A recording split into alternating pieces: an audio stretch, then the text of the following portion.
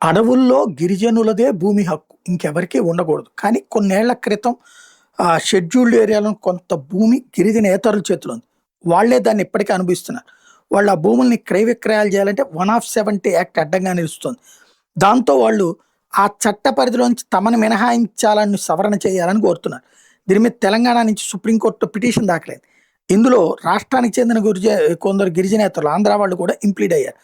ఇదే ఇప్పుడు గిరిజనుల్లో ఆందోళనకు దారితీసింది. అయితే షెడ్యూల్డ్ ఏరియాకి చెందిన భూమి 1970 కంటే ముందు గిరిజనేతర చేతుల్లో ఎంత ఉంది, ఆ ఐటీడీఏలో గిరిజనేతరుల మీద special deputy collector, PO, collector పరిధిలో ఇప్పటి వరకు ఎన్ని ల్యాండ్ ట్రాన్స్ఫర్ రెగ్యులేషన్ కేసులు నమోదైనవి అనే వివరాలను అధికారులు సేకరించి భూమి పొందిన గిరిజనేతరకు 170 చట్టానికి సవరణ చేయకుండా ఎలా న్యాయం చేయొచ్చు అనే దాని మీద అధికారులు కసరత్తు చేస్తున్నట్టే.